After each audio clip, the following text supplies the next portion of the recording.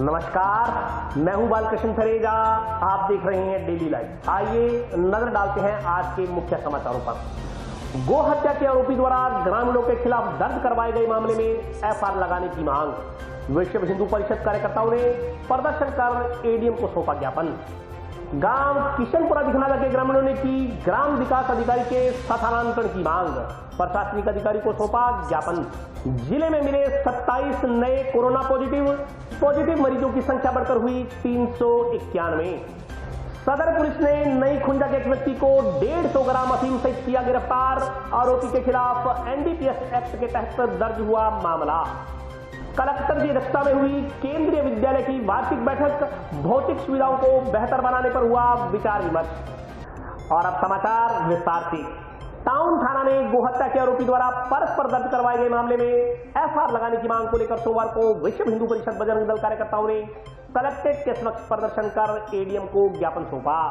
Police प्रशासन होश में आओ, होश में आओ। पुलिस प्रशासन होश में आओ, होश में आओ। भारत माता की जय। गो हत्या कर मांस पकाने के आरोपी की ओर से टाउन पुलिस थाने में दर्ज कराए गए परस्पर मामले में एफआईआर लगाने की मांग अब मुखर होने लगी है। इस मांग को लेकर सोमवार को विश्व हिंदू परिषद व बजरंग दल के कार्यकर्ताओं ने पूर्व घोषणा अनुसार जिला कलेक्ट्रेट के समक्ष धरना देकर विरोध प्रदर्शन किया। इसके बाद एडीएम को ज्ञापन सौंपा गया। मामले में एफआईआर न लगने पर सभी धर्मों के नागरिकों के साथ आंदोलन करने की चेतावनी दी गई। धरना स्थल पर हुई सभा में विहिप व बजरंग दल के कार्यकर्ताओं ने आरोप लगाया कि पुलिस प्रशासन की ओर से गो हत्यारे व गोमांस खाने वालों को बचाने का प्रयास किया जा रहा है। उन्होंने आरोप लगाया कि जिन लोगों ने इस प्रकार के मामले को उजागर किया, उल्टा उन्हें ही पुलिस झूठे मामले में फंसाने की साजिश रच रही है। उन्होंने कहा कि प्रशासन को चेताने के उद्देश्य से यह सांकेतिक प्रदर्शन किया जा रहा है। अगर जल्द सुनवाई नहीं हुई तो आंदोलन तेज करने के लिए मजबूर होना पड़ेगा। इस मौके पर आशीष पारीक, पवन श्रीवास्तव, रणजीत सिंह, भूपेंद्र सिंह, इंद्रजीत, कुलदीप नरोका,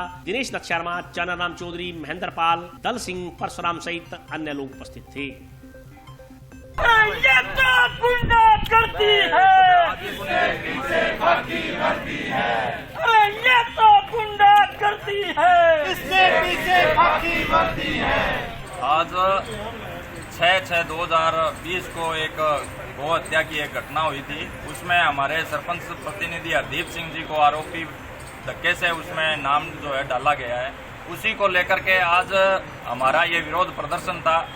आज विश्व हिंदू परिषद बजरंग दल के नेतृत्व में हमारे भाजपा के दोनों नगर मंडल जो थे वो और गांव के अन्य ग्रामीण जो है वो भी यहाँ पर धरना स्थल पर आए। हम सभी लोगों ने एक राय होकर के आईजी साहब के नाम कलेक्टर महोदय को एक ज्ञापन अभी दिया है। उसमें हमने ये मांग की है कि जो हठधर्मिता प्रशासन अपनाए हुए है, यदि उसको उन्होंने तुरंत प्रभाव से उस हठधर्मिता को छोड़ा नहीं तो यह हनुमानगढ़ के लिए गंभीर चेतावनी होगी। क्योंकि प्रशासन हम इस को बिल्कुल ढीले तरीके से ले रहा है, जबकि यह बहुत बड़ा मामला है। निर्दोष को फंसाने की ये साजिश रच रहा है।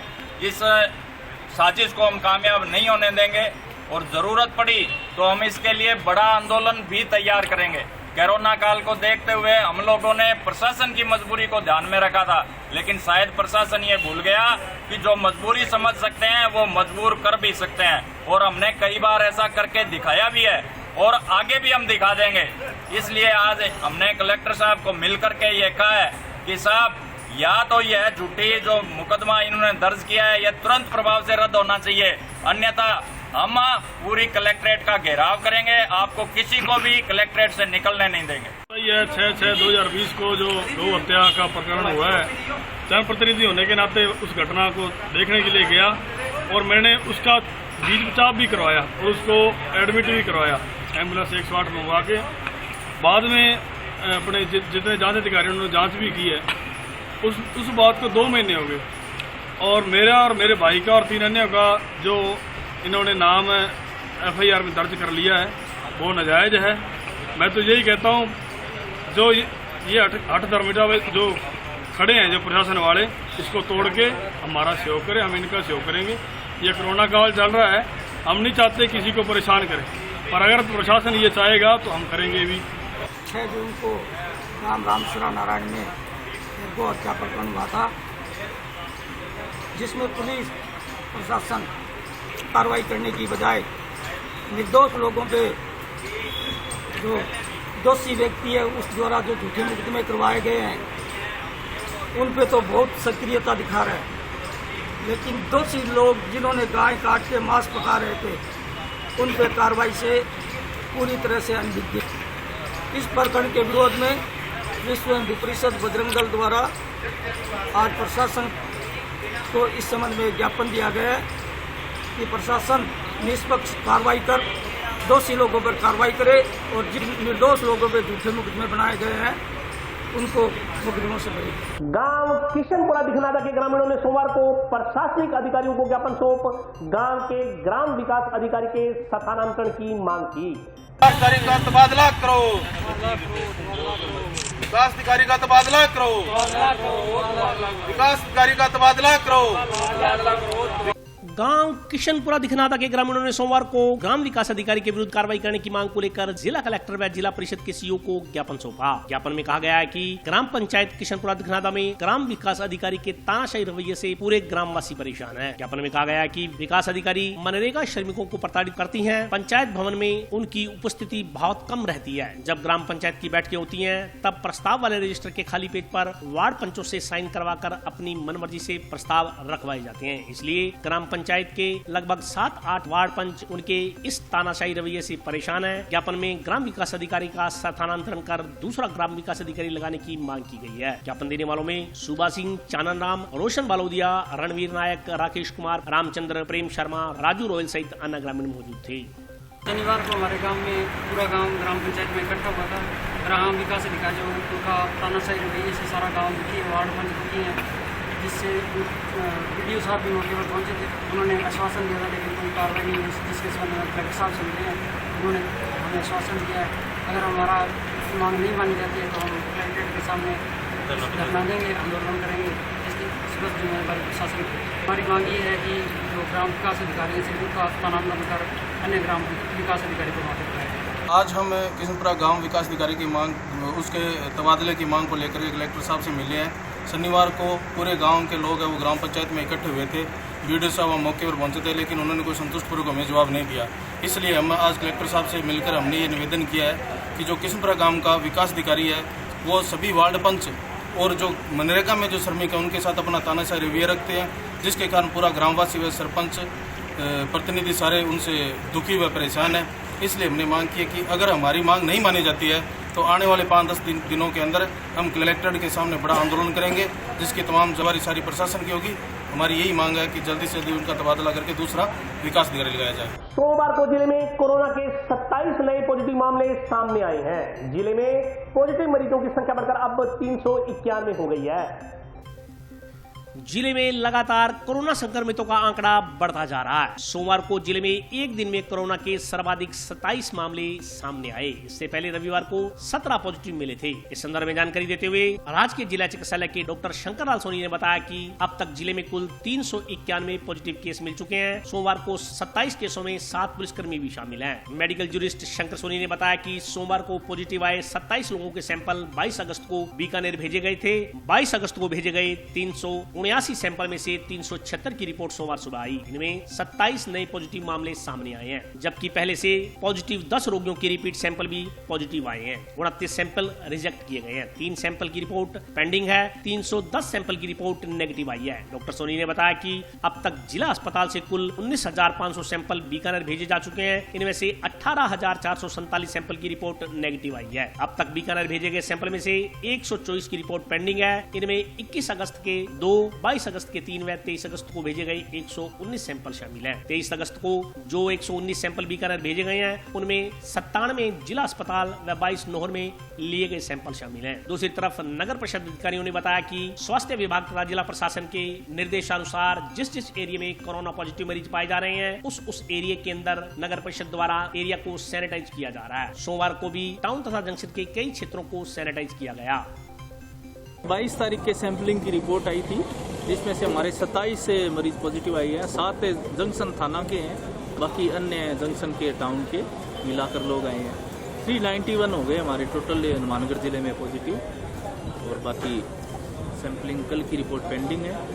कॉन्टेक्ट हिस्ट्री को ट्रेस कर रहे हैं, ज़्यादा से ज़्यादा सैंपलिंग के बारे में कर रहे हैं, प्रयास कर रहे हैं। यहाँ से महीना 1.5 महीने में अनगढ़ टाउन नगर परिषद की ओर से सैनिटाइज किया जा रहा है और हमें जिस हिसाब से हमें नगर परिषद से गाइडलाइन मिलती है हम उस हिसाब से हम वहाँ वार्डों में जाके सैनिटाइजर कर रहे हैं। जैसे हमें आज नए को पॉजिटिव केस आए हैं, हम जैसे पंजाबी मोहल्ला हो गया, 3 नंबर सेक्टर हो गया, टाउन में हम सैनिटाइज करके आए हैं।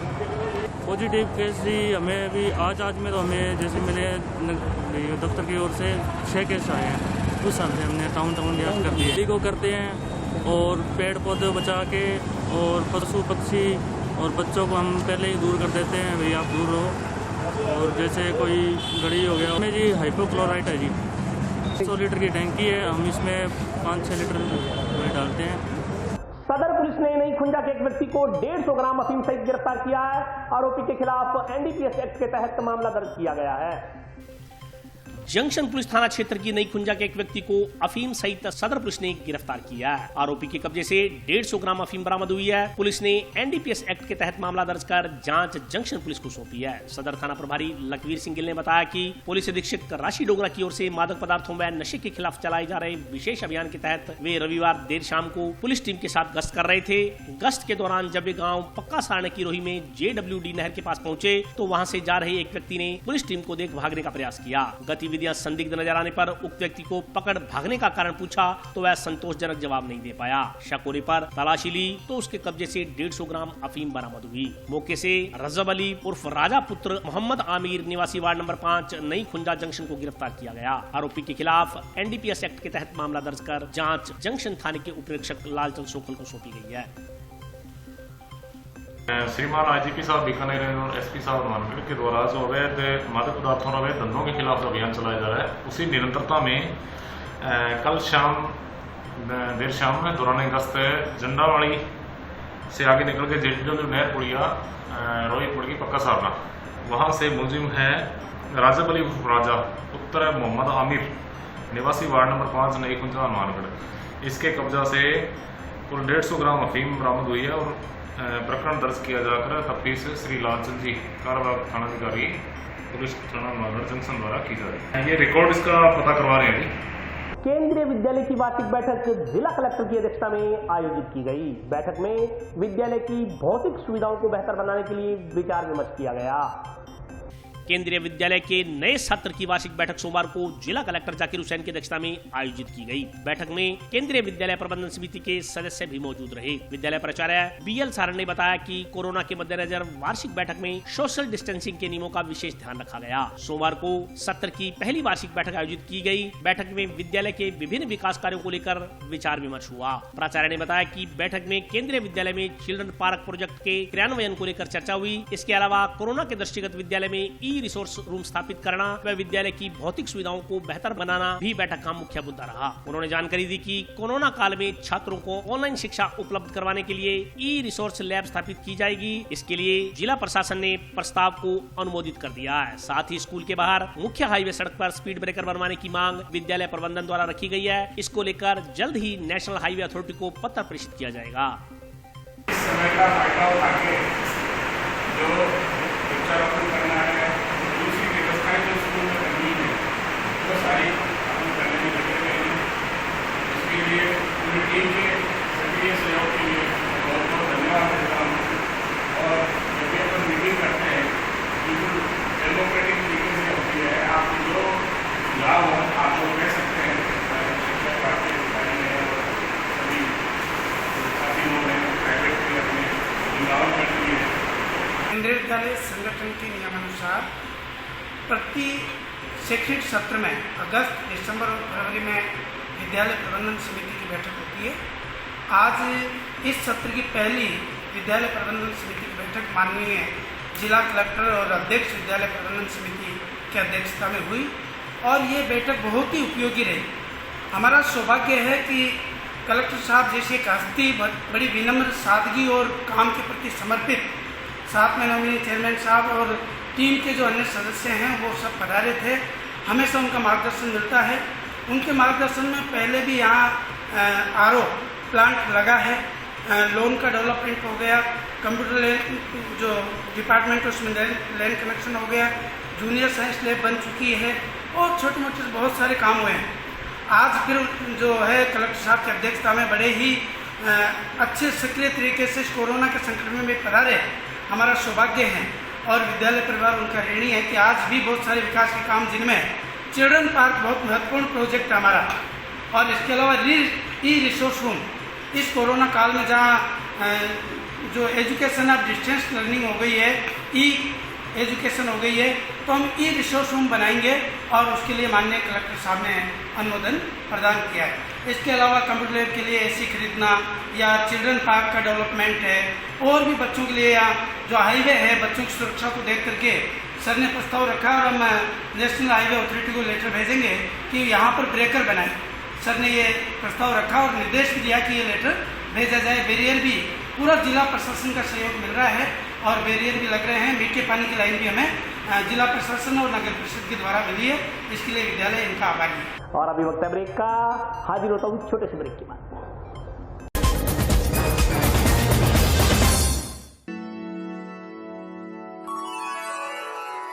यूं तो कई बार मुझे हंसते देखा है, पर ये हंसी कुछ और है। ये गहना मुझ पर जचता है,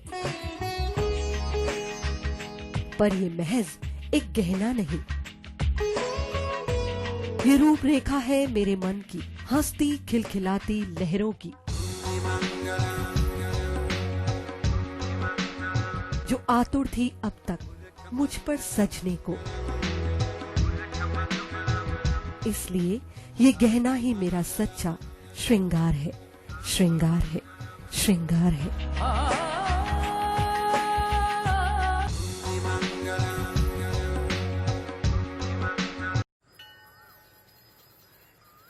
अरे बबलू, लॉकडाउन खुलते ही टहलने निकल पड़े।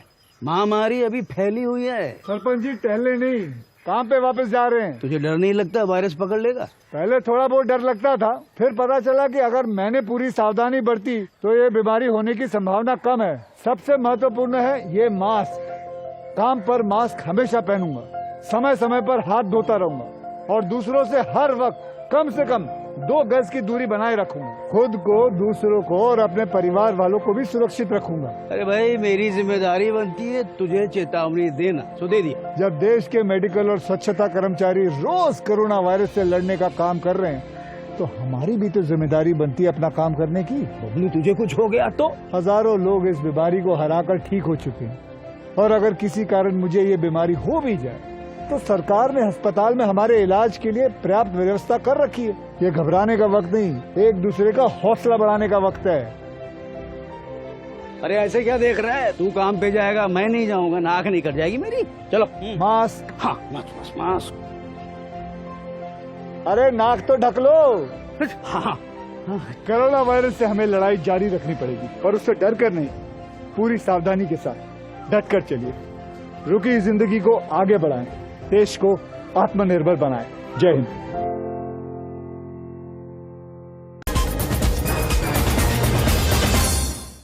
ब्रेक के बाद स्वागत है। आइए नजर डालते हैं अगले समाचारों पर।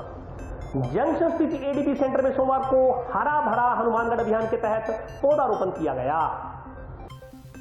हरा भरा हनुमानगढ़ अभियान के तहत सोमवार को जंक्शन स्थित एडीपी सेंटर में पर्यावरण संरक्षण के उद्देश्य से पौधारोपण किया गया। इस अवसर पर आयोजित कार्यक्रम में जिला कलेक्टर जाकिर हुसैन व पुलिस अधीक्षक श्रीमती राशि डोगरा ने शिरकत की। कार्यक्रम में बोलते हुए वक्ताओं ने पौधारोपण के महत्व के बारे में विस्तार से जानकारी दी। इस मौके पर वक्ताओं ने कहा कि पेड़ हमें ऑक्सीजन प्रदान करते हैं, जिससे वातावरण शुद्ध रहता है और इंसान का स्वास्थ्य उत्तम बना रहता है। उन्होंने कहा कि पेड़ सभी हानिकारक गैसों को भी अवशोषित करते हैं और हमें सांस लेने के लिए ताजा और शुद्ध हवा देते हैं। अधिक पेड़ लगाने का मतलब ताजी हवा और शुद्ध वायुमंडल है, इसलिए प्रत्येक व्यक्ति को अपने जीवन में अधिकाधिक पौधारोपण करना चाहिए।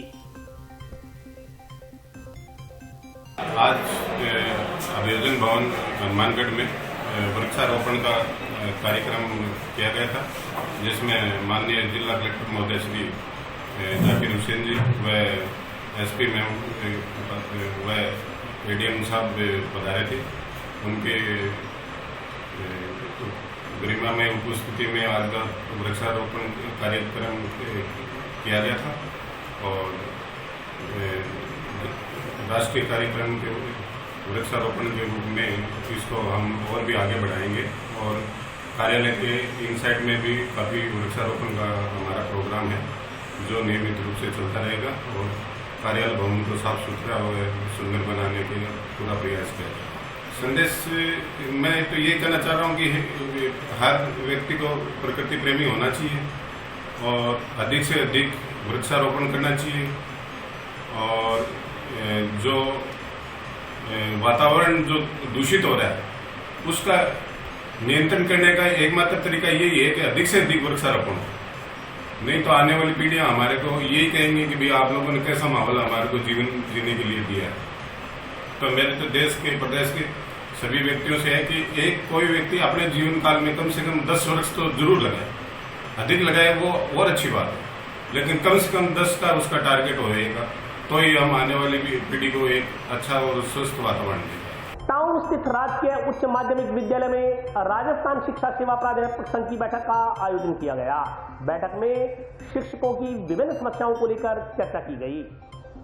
राजस्थान शिक्षा सेवा प्राध्यापक संघ की बैठक टाउन स्थित राजकीय उच्च माध्यमिक विद्यालय में आयोजित की गई। बैठक में जिले के समस्त ब्लॉकों के शिक्षकों ने भाग लिया। बैठक में कोरोना के दृष्टिगत विद्यालयों में संक्रमण से बचाव के लिए किस तरह की कार्यशैली अपनाई जाए, इस बारे में विचार विमर्श किया गया। इसके अलावा संघ की विभिन्न मांगों को लेकर भी चर्चा की गई। शिक्षा अधिकारी एवं संघ सदस्य हरलाल ढाका ने बताया कि ब्लॉक इकाइयों के पुनर्गठन, ब्लॉक सदस्यता अभियान, लेक्चरर से संबंधित एसीपी प्रकरणों सहित स्थायीकरण की समस्याओं के समाधान की मांग संघ द्वारा पिछले लंबे समय से की जा रही है। बैठक में उक्त मांगों को लेकर अधिकारियों को ज्ञापन देने का निर्णय लिया गया।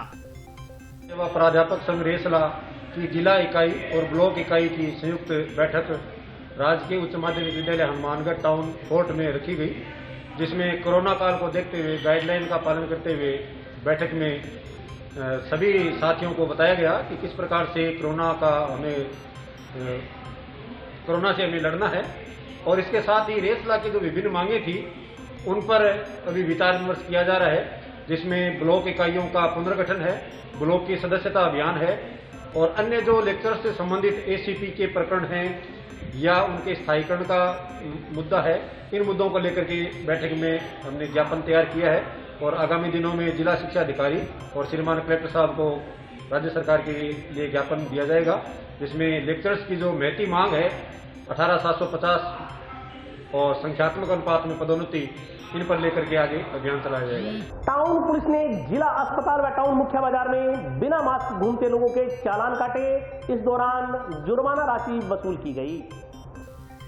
टाउन पुलिस ने महामारी अध्यादेश अधिनियम के तहत कार्रवाई करते हुए जिला अस्पताल व मुख्य बाजार में बिना मास्क घूमने वालों के चालान काटे। कोरोना संक्रमण के बचाव के लिए मास्क की अनिवार्यता सुनिश्चित करवाने के लिए पुलिस द्वारा लगातार कार्रवाई की जा रही है। पुलिस ने बताया कि चिकित्सा एवं स्वास्थ्य विभाग के निर्देशानुसार जारी गाइडलाइंस का पालन नहीं करने वालों के खिलाफ पुलिस सख्ती बरतते हुए कार्रवाई कर रही है। इसी क्रम में बाजार सहित अन्य राज्य के विभागों में भी मास्क नहीं पहनने वालों के खिलाफ महामारी अध्यादेश अधिनियम के तहत कार्रवाई करते हुए जुर्माना राशि वसूल की जा रही है। पुलिस ने जिला अस्पताल व मुख्य बाजार में कार्रवाई कर बिना मास्क घूमते व सोशल डिस्टेंसिंग के नियमों की अवहेलना करने वाले 30 लोगों के चालान काटे। इस दौरान 4400 रुपए की जुर्माना राशि वसूली गई।